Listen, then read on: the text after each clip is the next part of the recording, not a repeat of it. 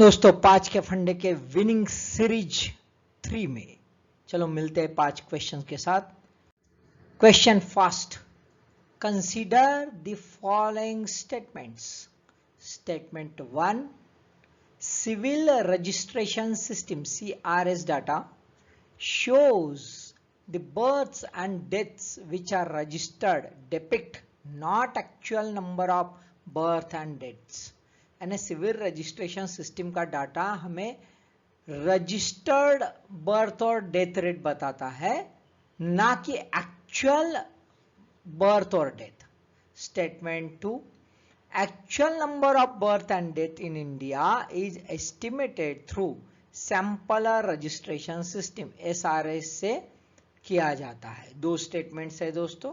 एक में वो सिविल रजिस्ट्रेशन सिस्टम में कहते हैं कि सिर्फ रजिस्टर्ड बर्थ और डेथ पता चलती है, एक्चुअल पता नहीं चलती। एक्चुअल पता करने के लिए सैंपल रजिस्ट्रेशन सिस्टम की जाती है। तो दो स्टेटमेंट्स है, कौन से स्टेटमेंट करेक्ट है या नहीं करेक्ट है आपको बताना है। सो ध्यान में आए, चलो देख लेते हैं। 1 2 3 4 5। चलो आंसर आपने दे दिया होगा, मैं आंसर बताता हूं आपको। Answer is A, both statements are correct. दोनों स्टेटमेंट्स करेक्ट है। चलो देख लेते न्यूज में क्या है। भाई न्यूज में ऐसा है कि इंडिया में रजिस्ट्रेशन का प्रॉब्लम है। ना बर्थ होता है, बर्थ का रजिस्ट्रेशन, ना डेथ का रजिस्ट्रेशन होता है। इसमें यूपी सबसे आगे है। यूपी में सबसे कम रजिस्ट्रेशन होता है और खास बात है कि 2020 में इसका जो रेशियो है और कम हो गया। ऑलरेडी 63% डेथ रजिस्टर्ड होती है, 63%। यानी आप सोच सकते हो 37% रजिस्टर्ड नहीं है डेथ। कितना खतरनाक काम है। और उसमें और काम हो गया है भाई। अब वो तो जाने दो, यूपी तो है भाई, बीमार स्टेट का है, लेकिन what about the Kerala, Telangana, Uttarakhand, Delhi, इनमें भी काम हो गया है रजिस्ट्रेशन, है ना। रीजन ये था कि भाई कोविड के वक्त जैसे कहीं एक्सीडेंट हो गया, कुछ हो गया, तो ऑब्वियसली वो रजिस्ट्रेशन ऑफिस पहले बंद था, ये था, तो इसी वजह से वहां रजिस्ट्रेशन हो नहीं पाया। तो because of this Covid condition बहुत सारे रजिस्ट्रेशन नहीं हो पाए। इसी वजह से जैसे दिल्ली वगैरह जहां 100% रजिस्ट्रेशन होता है, वहां पे भी एक्चुअल रजिस्ट्रेशन कम हो गया। अब थोड़ा सा इसके एनालिटिकल एस्पेक्ट में हम देखते हैं। देखो क्या है, जो स्टेट्स में रजिस्ट्रेशन का लेवल अच्छा है, हाई है, अच्छा है, वहां पे actual number of death registration कोई भी ईयर का वो कम या ज्यादा कब होता है, एक्चुअल नंबर ऑफ डेथ्स के हिसाब से होता है। क्योंकि वहां पे रजिस्ट्रेशन लेवल ही हाई है, तो कभी फ्लक्चुएशन हो गया है तो ऐसा कुछ दोनों में डिफरेंस नहीं होता है ना, कोई प्रॉब्लम नहीं आता है।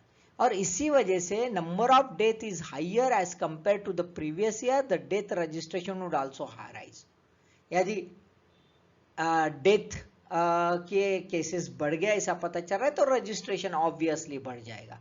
तो वहां पे एक सबसे कम गैप रहती है, वहां पे प्रॉब्लम नहीं रहता। लेकिन प्रॉब्लम है जहां पे लो रजिस्ट्रेशन रेट है, वहां पे रजिस्ट्रेशन को बढ़ाने का बहुत ज्यादा स्कोप है। जितना रजिस्ट्रेशन होगा, जितना डॉक्यूमेंटेशन होगा, उतना ही हमें future plan, population policy plan, health plan बनाना आसान होगा। So because of the lack of registration, particularly in the Bimaru states, कुछ हमारे लिए ये एक डेंजर जोन है। हमारी पॉलिसी बराबर पेनेट्रेट और इफेक्ट नहीं कर पाती।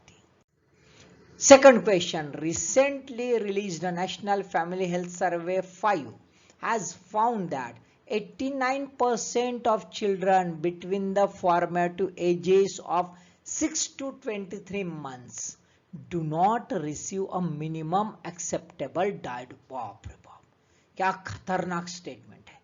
89% इंडिया के बच्चों को मिनिमम एक्सेप्टेबल जो डाइट है फॉर्मेटिव एज में, जहां पे उनका बेसिक फंडामेंटल बॉडी और माइंड इसका डेवलपमेंट होने वाला है, वहां पे मिनिमम एक्सेप्टेबल डाइट नहीं मिलता। चलो देख लेते कंपोनेंट्स कौन कौन से है मिनिमम एक्सेप्टेबल डाइट में।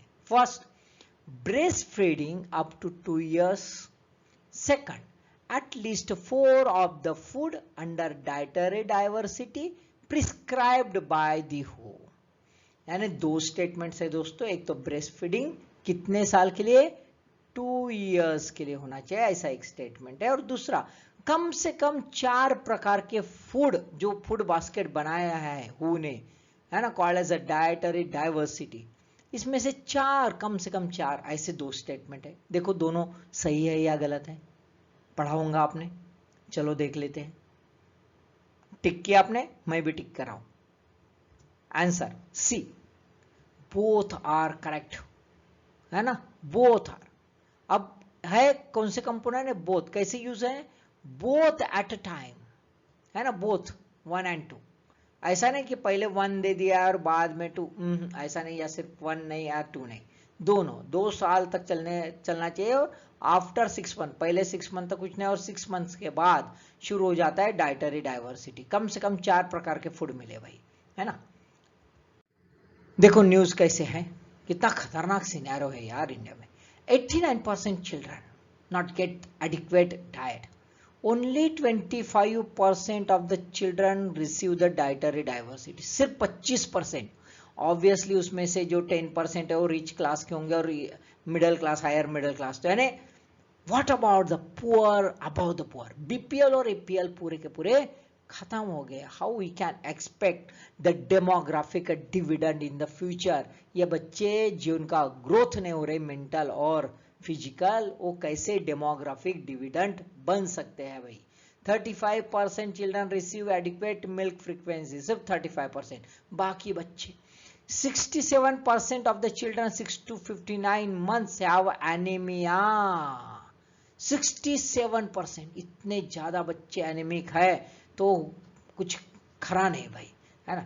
Deficient diet in the first 1000 days from the conception to 2 years have a huge effect on a cognitive ability including the sensory and language capability।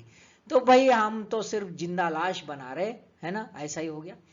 Who ने क्या डिफाइन किया, who define 10 essential food, और वहां पे criteria लिखा है कि भाई कम से कम 4 तो मिले। 10 इसेंशियल फूड है, cereal and millets, pulses, milk and milk products, roots and tubers, green leafy vegetables, other vegetable fruits, fat or oil, fish, egg and other meats and sugar, out of which at least 4 to 5 had to be there for every day। अब कैसा होगा भाई, नहीं तो ये क्या हो जाते बच्चे, माल नरिश हो जाते। So India is a mall nourish country, ऐसा हम बोल सकते हैं। अभी देखो ये 5 स्टेट्स है जहाँ पे थोड़ा बहुत ठीक है, जैसे मेघालय में 28.5%, सिक्किम में 23.8, केरला में 23.3, लद्दाख में 23.1 और पुडुचेरी में 22.9, और बाकी जगह पूछो मत, बुरे हाल है।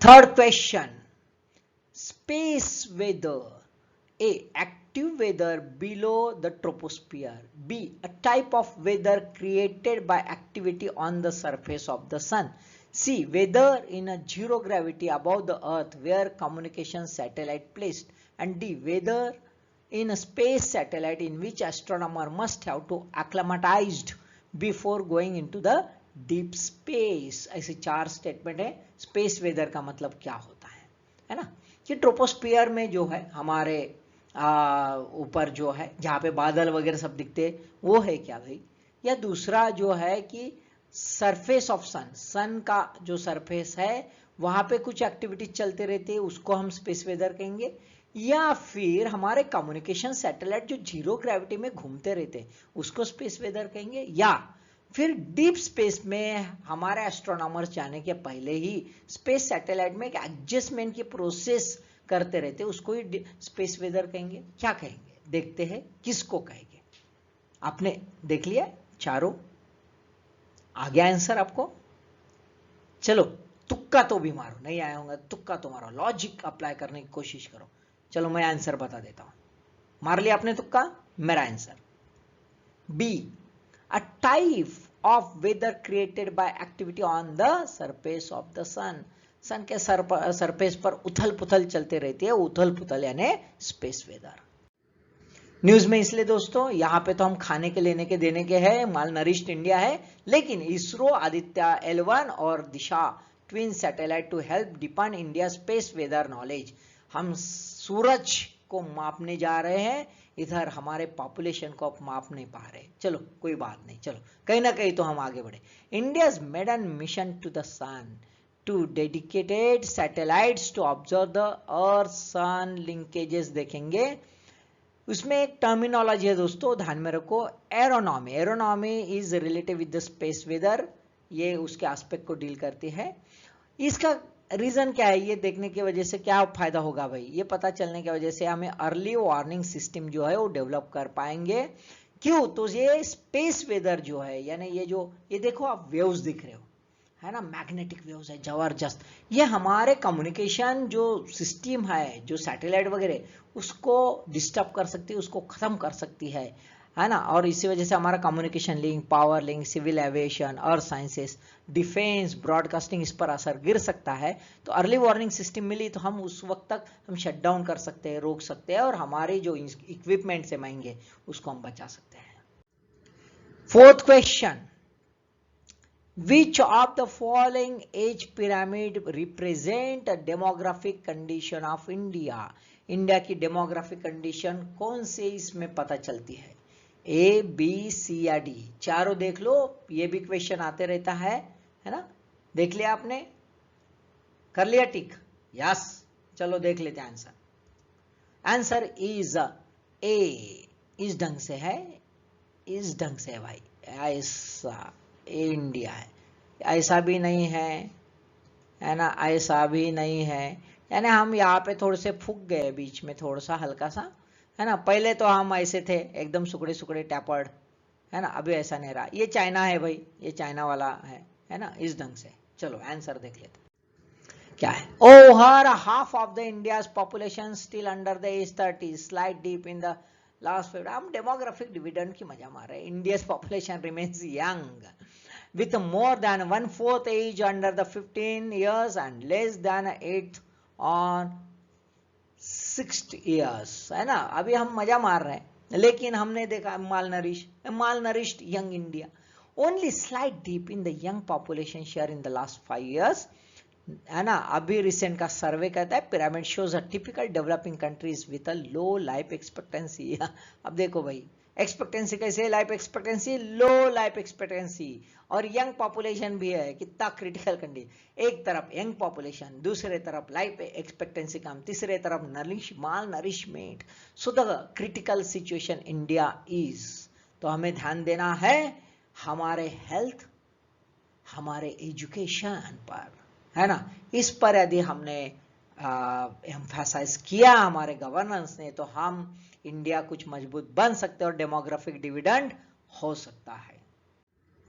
Last question, which factors is और are responsible for making east coast of India vulnerable to higher erosion and inundation than the west coast of India, है ना। इंडिया का 2 कोस्ट है, आपको मालूम है, इंडिया का 2 कोस्ट है भाई, इंडिया का 2 कोस्ट है, ये हो गया वेस्ट कोस्ट और ये हो गया ईस्ट कोस्ट। अब ये कहते हैं कि ये ईस्ट कोस्ट जो है इसका विदरिंग ज्यादा है भाई, इरोजन ज्यादा है वेस्ट कोस्ट से। क्या रीजंस हो सकते हैं? 1, सी वेव हाइट ज्यादा होती है। 2, मोर नंबर ऑफ रिवर्स, या रिवर्स ज्यादा है भाई, यानी इधर बहुत सारे रिवर्स है भाई, या कम है, ऐसा कहते हैं। Shallowness of a C coast का शैलोनेस है, ऐसा कहते हैं। तो आंसर कौन सा हो सकता है ना, देखो क्या है। ओके, कुछ याद आ गया, कुछ पास में भी देखो, ध्यान में आएगा। ओके, कुछ मैप ध्यान में रखो। ओके, चलो क्लिक किया आपने, चलो मैं आंसर बताता हूं, मैच करते हैं आपके आंसर के साथ। Yes, D 1, 2 and 3, all 3 are correct. Sea waves height, हमने सुनामी वगैरह देखा है भाई, आंध्रा बह गया था, है ना, हमने देखा है ना। मोर number of reverse, including big reverse, perennial reverse इधर में जा रहे, इधर कोई पेरेनियल रिवर्स नहीं है, बराबर है। शैलोनेस ऑफ सी कोस्ट, यहां पे हम यदि देखेंगे ये नजदीक है, यहाँ पे सह्याद्री जो है वेस्टर्न कोस्ट के वेस्टर्न घाट, वो बहुत ही ऊंचा है, ये इस ढंग से ऐसे, या ऐसे टैपरिंग है ना। तो ये समुंदर जो है, ये समुंदर की लहरें तो ऊपर नहीं जा सकती है। यहाँ पे ऐसा नहीं है, यहाँ पे वेस्टर्न ये जो है घाट और ये माउंटेनियस एरिया काफ़ी दूर है, इसलिए आराम से सी वेव्स जाती है। और इरोजन इसलिए कि बहुत सारे रिवर्स यहाँ पे देखो न्यूज़ में इसलिए है दोस्तों कि फिलहाल में एक रिसर्च किया जा रहा है, सैटेलाइट बेस्ड मैपिंग हो रहा है और देख रहे हैं कि भाई इस कोस्ट में जो है वल्नरेबिलिटी क्यों ज़्यादा है, इनंडेशन क्यों होता है। अब उसमें और एक हम तो है वही इंसान है, कुछ ना कुछ तो इंसान की फितरत है, तो मैन मेड पोर्ट्स जो है हार्बर, ये भी एक बड़ा रोल प्ले कर रहे हैं, ऐसा भी माना जाता है in the context of the rapid erosion of the beach, है ना। बहुत सारे फिशिंग हार्बर भी यहाँ पे बनाए गए, जैसे पुडुचेरी में, उसका भी असर गिरा है। अब national centre for ocean information services INCOIS completed airborne laser terrain mapping of the west coast और ईस्ट कोस्ट, दोनों का उन्होंने मैपिंग कर लिया है। अनदर की वर्क हो गया है, चल रहा है, वो बैथमेट्री स्टडी कर रहे हैं, जहां पे एक जो रहता है शिप रहती छोटी सी, वो 50 मीटर अंदर तक जो है डेप्थ तक वो इको साउंडर से डेप्थ देख लेते कि क्या तक गहराई है या नहीं है, वो भी एक टेस्ट करवा लेते हैं। तो इस ढंग से अभी रिसर्च चल रहा है, so that we can find out the solutions over this inundation and the erosion of the eastern coast. तो दोस्तों मैप भी थोड़ा ध्यान में रखो, थोड़ा मैप देखते जाओ यार, है ना, समझ गया होगा। ओके चलो, ऑल द बेस्ट।